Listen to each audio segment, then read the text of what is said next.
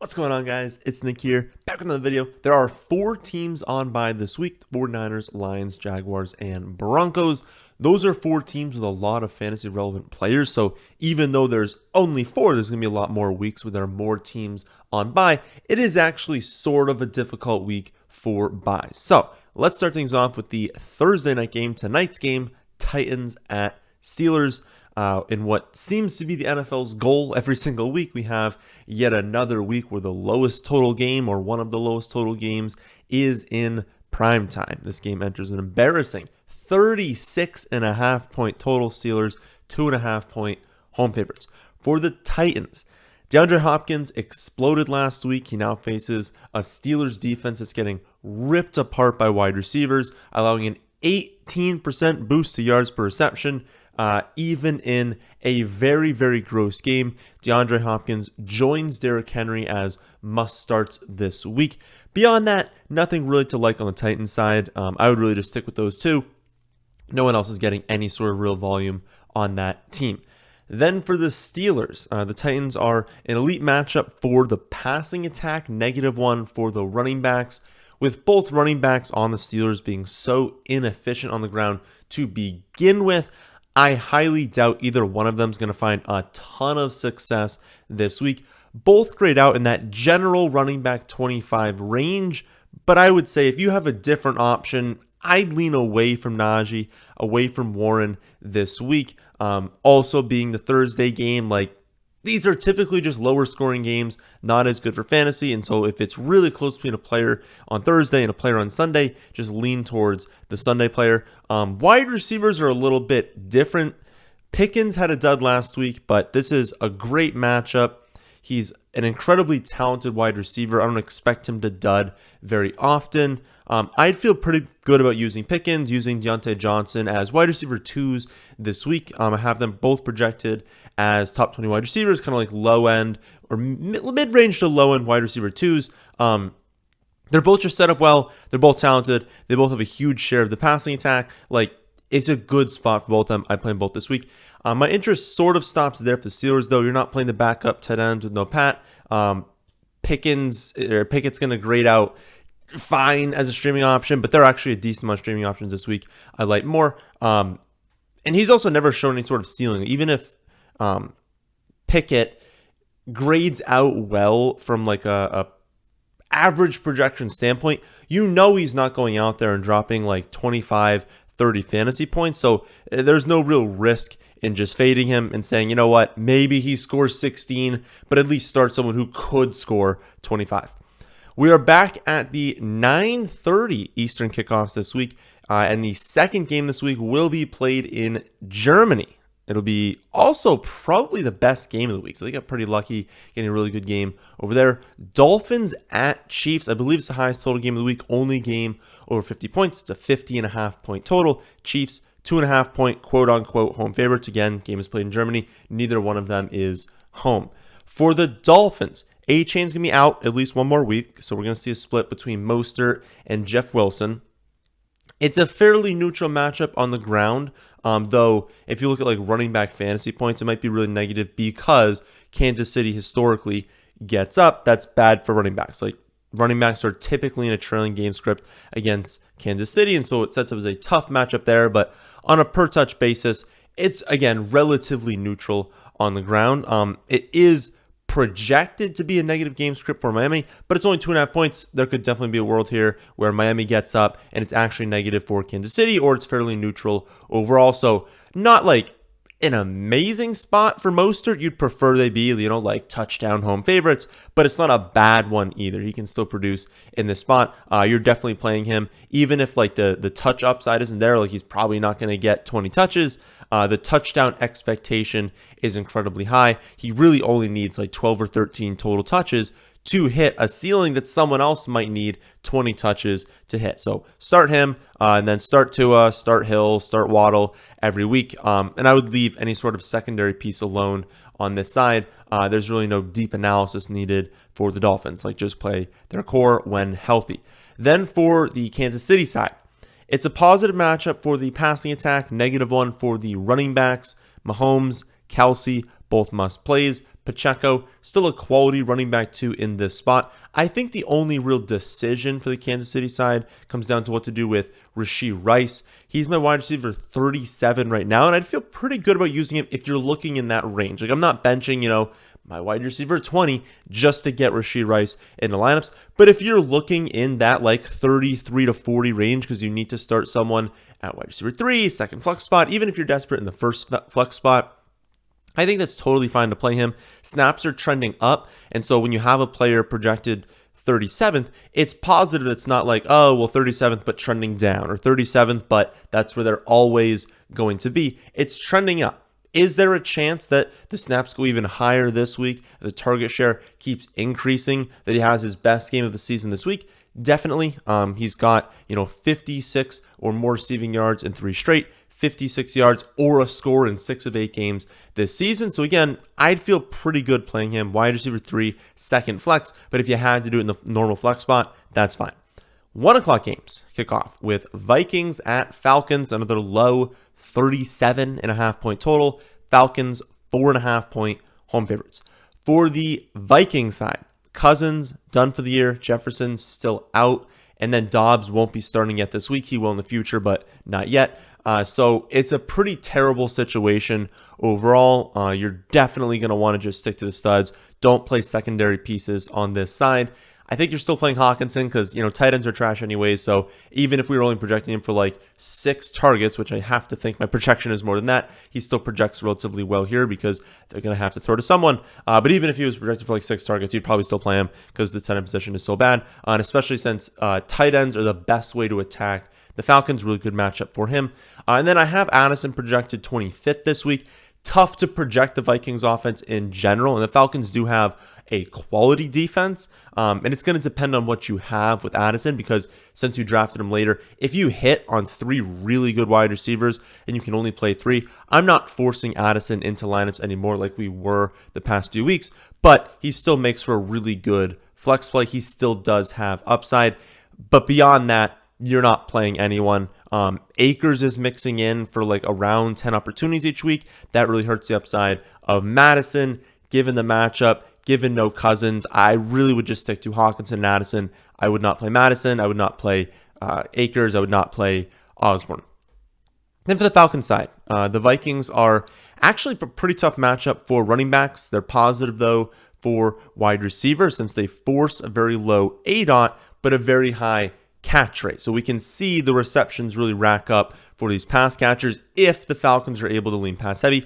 Heineke will also be starting for the Falcons, which is an upgrade over Ritter. Ritter is very risk averse. He's not going to push the ball downfield, which in this matchup would have been fine because everything underneath should be open. But Heineke is a more aggressive quarterback, which we love for fantasy, because either what's going to happen is he's pushing the ball downfield and he's successful in doing that, which is great for, London and Pitts, the two we're really looking at for the passing attack, or he's not going to be successful. He's going to turn the ball over, which will force a negative game script, which is positive for London and Pitts. So we just like aggressive quarterbacks. It's not a guarantee that he's going to be amazing, that they're going to go off, but it's an upgrade over Desmond Ritter. So ultimately, I think you're starting Bijan, you're starting London and Pitts this week. I think you're benching everyone else. Definitely a chance also that, the Vikings offense just falls apart, and that could open up 2 game scripts. Either the Vikings fall apart, Falcons get up easy, and they run it a lot, which would be bad for London and Pitts, good for Bijan. Or maybe they fall apart and that happens, but we get a few really short fields for the Falcons, and they end up scoring, 24, 27, 28 points, which will be positive for their studs because typically the touchdowns do still go to the studs on this team. So I don't think any of their big 3 are slam dunks this week, but I think I would start all of them in this matchup. Next up, we've got the Seahawks at the Ravens. 43 point total. Ravens 6 point home favorites. For the Seahawks, at Baltimore is a brutal spot to play. One of the toughest places to play this season. They grade out, as the Ravens do, a negative matchup all around every position, no matter what stat you're looking at. This is a difficult spot for Seattle. In this tough spot, they can succeed. We saw them succeed last week. The Browns were also a difficult matchup. Easier at home when you're playing. But the Browns were a tough matchup last week, and Seattle looked really, really good in that game. I don't think anyone on this team is a must start, but I would say Ken Walker's close to it, given where you drafted him, given the state of the running back market every single season at this point. I think it would be weird if you weren't playing Ken Walker, but he is only my running back 19 right now, though that's still factoring in the risk that Charbonnet is going to maintain the role he had last week, which was all these third downs, all the 2-minute snaps. Like, he's going to take the passing down snaps and he's going to mix in on early downs, and that's obviously going to hurt the ceiling for Walker. Even factoring that in, I would still play Ken Walker this week. But beyond him, no one's a must play. Baltimore limits yards per carry. They limit yards per reception. They limit catch rate. Like, everything is difficult against Baltimore. So there's a risk that, Seattle can't find a lot of success this week. I'm definitely fine playing Lockett, playing Metcalf if you need them. Neither one grades out as anything more than a wide receiver 3, though, this week. Then for the Ravens side, Seattle's a tough matchup for running backs, but they can definitely be attacked with wide receivers, relatively neutral for tight ends. You're playing Lamar, you're playing Andrews no matter what. And I would say Flowers isn't a must start, but he's a strong start this week, my wide receiver 18. And Gus is actually viable as my running back 20. Gus took over a much larger share of the backfield last week, and while you don't really ever expect him to do anything more than get carries, he's not really going to get targets. His touch expectation is relatively high. His touchdown expectation, though, that's the one we're really looking for. The Ravens do have the 4th highest team total of the week, so we're expecting Baltimore to score a lot of points here. And he's the guy they're looking at recently in the red zone. He had 3 rushing touchdowns last week. He's going to score at a very high rate in this matchup. And while it's unfortunate that if he doesn't score, he's probably only getting you 7 points, even in full PPR. He's got multi-touchdown upside. He's got a good chance of scoring. I think if you have him and, it's coming down to him and someone else and it's close, I would probably lean towards Gus this week. Bears at Saints is up next. 41 point total. Saints 7.5 point home favorites. For the Bears, Fields will be out this week, so we're going to get another start from Bagent. The Saints are obviously a very difficult matchup all around. We kind of talk about them every week as, not a defense like the Browns, like Baltimore, but a defense that is consistently very, very good. I'm projecting the Bears for less than 2 touchdowns this week. That's going to hurt everyone's upside because there's a decent amount of players there still. If we're only splitting potentially 1 touchdown, it's going to limit everyone's ceiling, obviously. DJ Moore, Cole Kmet, they're the best plays on this team. I'm definitely fine playing them, but they're lower end options this week. You could play Roschon, you could play Foreman, but again, neither one of them really stands out. If they're going to roughly split the touches in a difficult matchup and we're not expecting many touchdowns, both are projected outside my top 25 running backs. I don't think you need to play either one of them. I'm just not expecting a whole lot from the Bears this week, so I would probably stick to DJ Moore if you need him, Cole Kmet if you need that tight end. Everyone else doesn't really feel like a very good play this week. Then for the Saints side, the Bears are the ultimate pass funnel. They are number 1 in yards per carry allowed. They're a very, very good defense at limiting running back production, but they're below average in yards per reception, well below average in catch rate. So you're going to be highly efficient through the air and highly inefficient on the ground. They're also facing the 7th highest opponent pass play rate. So teams are recognizing that this season, knowing they can find success through the air and throwing the ball against them. Kamara, Olave, must starts every single week. And Derek Carr this week is actually an excellent streaming option. The volume should be there and he should be efficient. So he's got a good chance of throwing for 300 yards and 2 touchdowns. I would play him this week, especially if you picked him up from his great matchup last week. Another option to stream him this week. Had a relatively up and down season. And it's unfortunate, that Taysom Hill is always there stealing those goal line touchdowns. But the matchup is fantastic. Still good floor and ceiling. I would feel comfortable streaming him this week. Shaheed versus Michael Thomas usually comes down to man versus zone. Shaheed is elite at destroying zone coverage. We saw a lot of zone coverage last week. He had a really good game. Michael Thomas, I wouldn't say is elite at anything, but he has a very high man coverage target share. So when the defense runs a lot of man coverage, his target share goes up. When they run zone coverage, it goes down. The Bears do play a decent amount of zone coverage, but they've been increasing their man coverage rate a lot recently. So the matchup slightly leans towards Michael Thomas over Shaheed.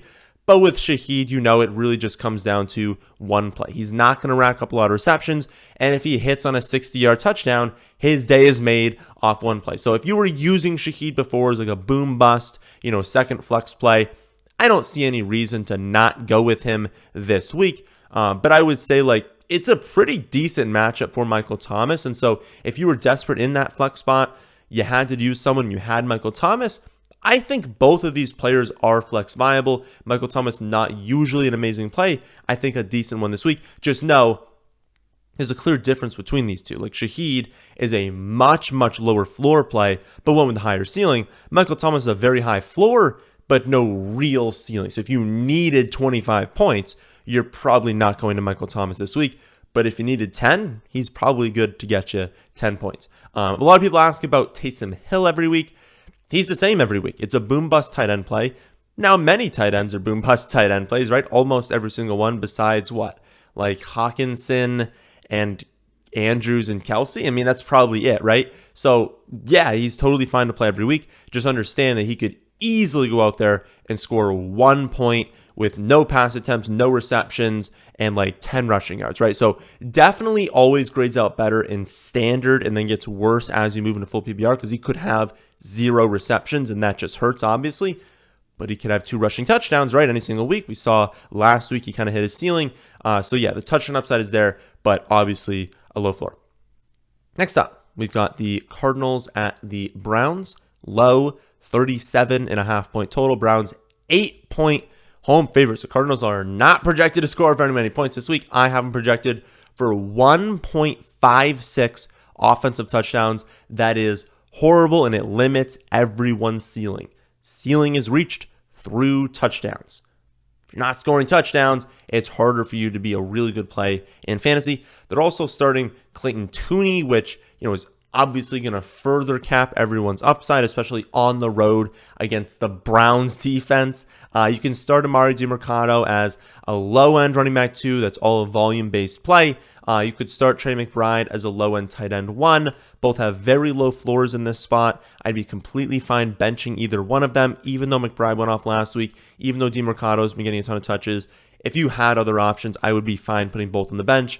Marquise Brown, Michael Wilson, they'll be great plays in the future. Only my wide receivers 43 and 53 this week. Both can be left on benches. Then for the Browns, Donovan Peoples-Jones is gone. He was traded to the Lions this week, but doesn't really impact a lot. Cedric Tillman's probably just going to soak up virtually all of those targets, maybe even all of them. So I'm not changing the projection on Amari Cooper, Njoku, Elijah Moore. I don't think it really impacts them all that much because also DPJ wasn't really involved to begin with. The Cardinals defense is certainly below average, but they're not awful. They really just find themselves in so many negative game scripts that, running backs score a ton against them because teams just get up. They're able to run the ball a lot and they give up a lot of fantasy points because of that. Unfortunately, the Browns aren't going to be amazing at taking advantage of that because they're running a 3 running back committee. So even if running back in general as a position does well against Arizona, if you're giving the ball to Ford and Hunt and you're just mixing in Pierre Strong, it's difficult for all of them or even one of them to really break out. I have Ford, my running back 23 right now, Hunt 25th, Strong 46th. And I actually think Hunt probably has the best chance of scoring among those 3. We really want scoring for fantasy production. But ultimately, Ford is probably going to lead in opportunities. Hunt has the best chance of scoring. Strong will steal enough looks that it's none of them are amazing plays. But if you had to use Ford or Hunt, it's still a very good spot for them. The wide receivers in the Browns are also in a pretty good spot this week. Arizona has allowed the 3rd best catch rate while also allowing an above average yards per reception. So a lot of teams you talk about, maybe they limit catch rate, but it's because yards per reception is higher. So they're allowing targets deeper downfield, which have a lower catch rate, or that they're forcing shallow targets. Arizona is just we can't defend you downfield, but also you catch the ball at a very high rate as well. So Amari Cooper, low end wide receiver 2, Elijah Moore can be used a low upside wide receiver 3, maybe a play in the flex. I really wish they'd use him more downfield, and maybe that'll develop over time.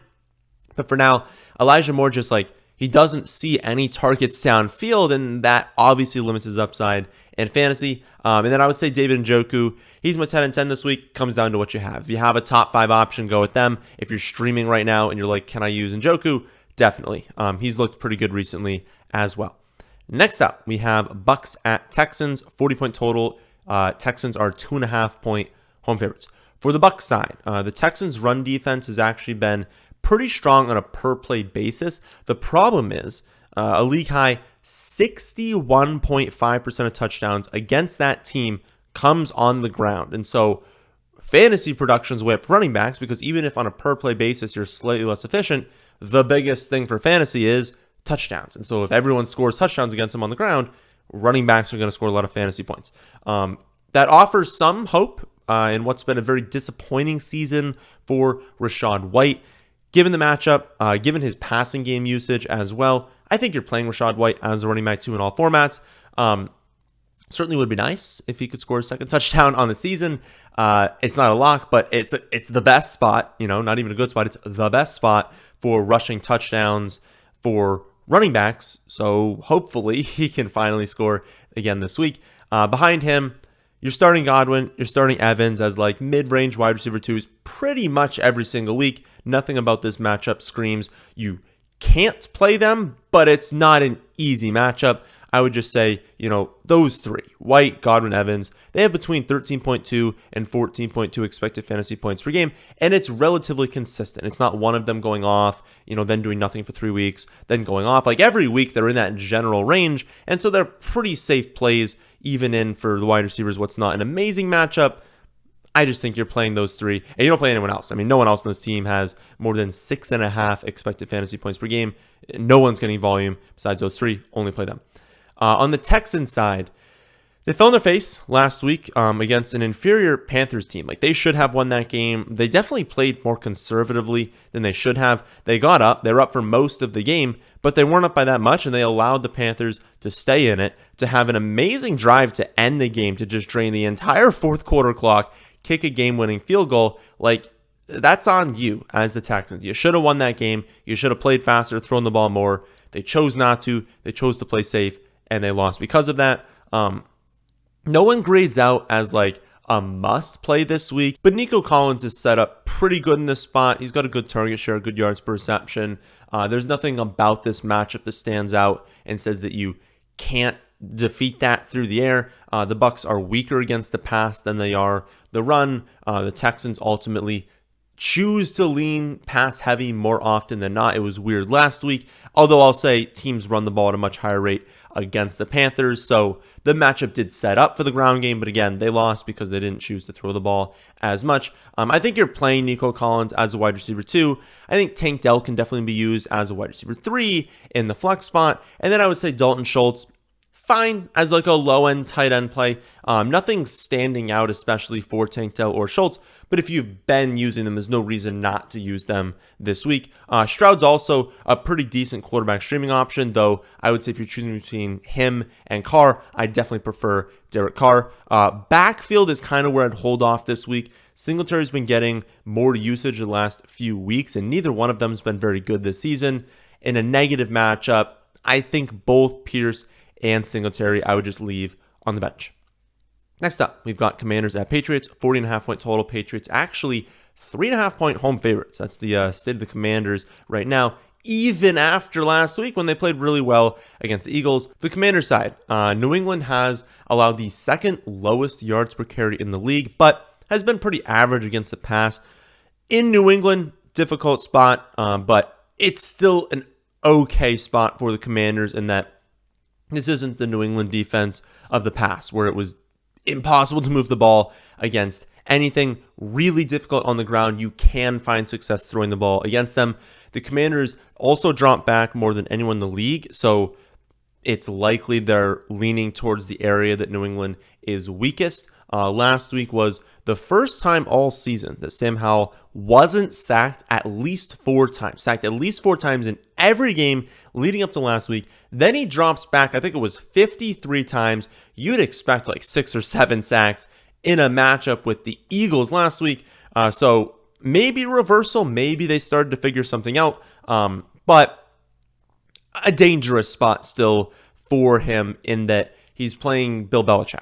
Like, historically, Bill's been ripped apart by like high quality quarterbacks, but young quarterbacks he typically is able to confuse a little bit more. Last week's performance gives us hope for Sam Howell, but we know Sam Howell's not elite. We know he can fall apart in this spot. So, a very wide range of outcomes for the Commanders this week. There's hope, though, for Jahan Dotson. We really liked him this offseason. He is a very talented player. Been weird that like him and McLaurin have had such a low target share this season and such, minimal production, even though they're dropping back more than anyone in the NFL. But Dotson last week brought in 6 of his 8 targets for 100 yards and a score. He's had 8 and 10 targets, or excuse me, it was 8 of his 10 targets. I don't know what I said before. He caught 8 of his 10 targets, 108 and a score. A really good game from Dotson. He has 8 and 10 targets as well over the last 2 weeks. So he's been much more involved recently. Hopefully that continues. Both things are looking up for both these two, but I still don't think I would fully trust either one of them as like a slam dunk must play. I think McLaurin is still a great play in the flex. I think Dotson can be used in the flex spot, but I don't think either one of them I'd be like, awesome, gotta play at wide receiver 2. Talent is there, opportunity should be there, and it has been in the last few weeks, but will that continue this week? One thing to watch out for, though, is Curtis Samuel. I haven't checked like this morning, but it seems like he's trending towards being out. If he's out, Crowder will assume a lot of that slot role, but also it'll be a bump for McLaurin and Dotson. And so if Samuel's out, it's even more incentive to say, okay, production's been there recently. Let's finally start to trust McLaurin and Dotson in the flex. For everyone else, pretty low-end play. Logan Thomas is a low-end tight end play. Brian Robinson's a very low-end, very touchdown-dependent running back too. Someone you probably don't need to play this week. And then Sam Howell, fine to stream, but there's a lot of good streaming options this week. I don't think I would stream Sam Howell. Final 1 o'clock game is going to be Rams at Packers, 39.5 point total. Packers 3-point home favorites. For the Rams side, Green Bay is a largely neutral matchup overall, though with Stafford likely out, it's unlikely we see a ton of production on the Rams side. We will see who their quarterback ends up being this week, but regardless, I think you have to play Kupp, you have to play Puka, Henderson, Freeman can probably be left on benches. They're very low in running back plays, though. The volume will still be there, and they're probably going to lean run heavy. It's just probably going to be largely empty volume. And also, there's a chance, and we haven't seen it because Green Bay's been so bad, but there's a chance that if Green Bay can ever find out their offense, right, they can ever sustain drives and score the ball, they're a team that's going to play slow. And so there's a risk that play volume is very down on the Rams side, because if the Rams are playing slower with, poor quarterback play, if they're running the ball a lot, which leads to slower plays as well, if Green Bay figures themselves out, can sustain drives, and they'll also play slow every week, we could see a very low volume game from the Rams, and they'll be inefficient. So very low floor on everyone on the Rams side. But again, I think you're definitely playing Kupp. I don't care who the quarterback is, play Kupp. I know he's been bad recently, but you have to play him. And then I think you still play Puka, but temper expectations definitely for those two. And you can play Henderson, you can play Freeman. It's just that they're probably both going to be around 10, 12 touches, but I don't think they're going to be very efficient on those touches. Maybe a little bit more, maybe more like 12 to 13 touches each, but it's just not a good spot for them. For the Packers side, fingers crossed, we're finally going to get a breakout game from Aaron Jones this week. I think he's a great trade target. Season high in snaps last week. I think he's been the healthiest since getting hurt. I guess he was the healthiest in week 1, but healthiest since he's been in that position, hurting the hamstring. I would play running back 2. I would trust it. And I think I'd also play Christian Watson running at wide receiver 2. Like Jones, he's had a very forgettable season, but the upside is obviously there. He's a very talented player. He should be fully healthy now. He's going to break out soon. I know it's been very frustrating having him. And if you have great options, otherwise, don't force him into your starting lineup. But if you had to play Christian Watson this week, I think he's still a good play. But yeah, the offense has been very frustrating. Dobbs is talented. I love what I've seen from Jaden Reed, from Luke Musgrave as rookies. Until Jordan Love doesn't look like trash, honestly, I think you're sticking with Jones and Watson and maybe Dobbs. I don't think you can play Reed. I don't think we're playing Musgrave right now. I want to see Jordan Love look half decent before starting those guys. 4 o'clock games kick off with Colts at Panthers, 44.5-point total. Colts 2.5-point road favorites. For the Colts side, the Panthers are an elite matchup for running backs. I alluded to it before. Teams run the ball. They lean run heavy against the Panthers. They've allowed a 14% boost yards per carry, third highest rush play percentage against them, fourth highest rushing yards per play against them, the most rushing touchdowns per game against them. So it's a great spot for running backs. Last week, Jonathan Taylor had 11 carries for 94 yards at halftime. They entered down 1. And then he had 1 carry for 1 yard in the second half. They lost the second half 17-7, and they struggled to move the ball.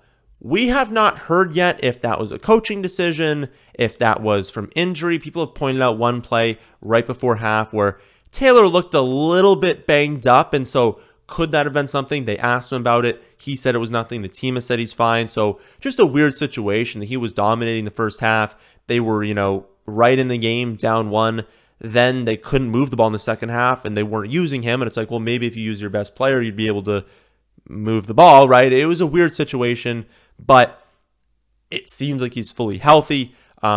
He still did out-snap Zach Moss pretty significantly. If things keep trending his direction, he's going to be a great play every week. I would say it's tough to trust either one of their touches, but in this spot, it shouldn't matter. Even if they're in a 50-50 split, this is a fantastic spot for both of them. I think you can start both of them as running back 2s this week. Is there a chance that Taylor completely takes over, kicks out Zach Moss? It's an 80-20 split, and you're like, oh no, why did I play Moss? Certainly. My guess is that even this week, at worst, it's probably a 60-40 split. But even on the 40 side for Zach Moss, good chance of scoring a touchdown, probably going to be efficient on the ground, likely a positive game script. I think it's a good spot enough for both these guys. I'd play both them at running back 2.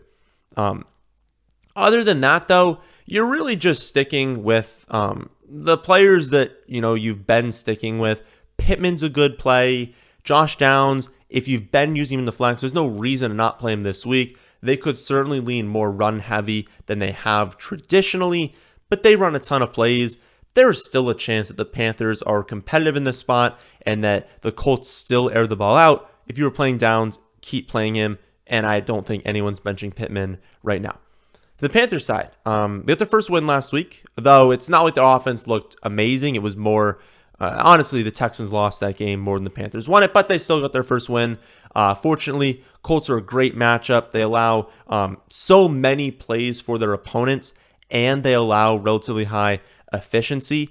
Also a positive for the Panthers side, in the first week that Thomas Brown was calling plays, we see an elevated pass rate over expectation. That's notable. Like, they're probably going to be more pass heavy than they were before if they lean pass heavy in the spot. This could be a good spot for Bryce Young. He's a quality streaming option this week. I think you're definitely playing Adam Thielen every week, especially if they're going to lean more pass heavy. And sneaky upside for Jonathan Mingo. I don't think anyone in an 8, 10, 12 team league needs to play Jonathan Mingo. But if you've got, a larger starting roster, you've got like 3 wide receiver spots and 2 flex spots. You're in a 14 or 16 team league. Like, if you had to go there, I have him ranked 45th. I have to imagine that's the highest I've ranked him all season long.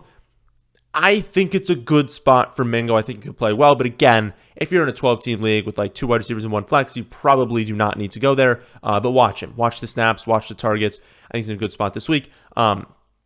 Toughest call is with the running backs. I don't see how you could play Sanders after getting 2 carries for 0 yards, especially, again, first game for Thomas Brown. That may have just been a coaching decision, being like, I want to go with Chuba. Chuba also didn't look good, and if they're going to lean more pass heavy, it's not great. I don't trust the split, so I don't think I'd play either one of them, but if you had to play one, it would be Chuba Hubbard. Next up, we've got the Cowboys at the Eagles, 46-point total. Eagles 3-point home favorites. For the Cowboys side, Philly is a tough matchup for running backs, but fairly neutral for the passing attack. Pollard and Lamb, they're weekly must-starts, and I would throw Dak in there this week, just given the state of the quarterback market. There's a very clear top 7 or 8 quarterbacks right now, and then a bunch of streaming options. Dak is in that top 7 or 8. He played fantastic in a difficult spot last week. Sam Howell just threw the ball for, I think it was 397 yards against them last week. I have to think Dak's going to find success this week. I think you have to be playing him. Only other player really looking at is Jake Ferguson. He's my tight end 6 right now, thanks to really good touchdown odds. But understand that I'm only projecting him for about 5 targets. If he does not score a touchdown this week, he will probably only score like 6 PPR points. But he's projected for a decent amount of touchdowns, or at least not a decent amount of touchdowns. Less than 1 touchdown, obviously. But he's got a really good share in the red zone.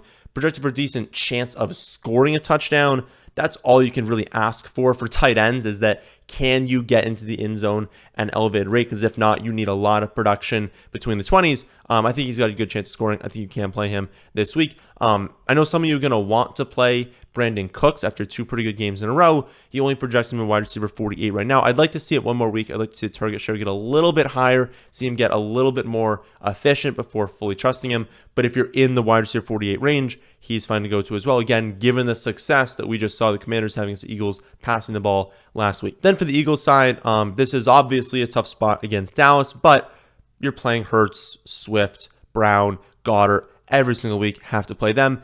Devonta Smith is the only real decision here. He's only grading out as my wide receiver 32 on average. Again, projections are like an average outcome.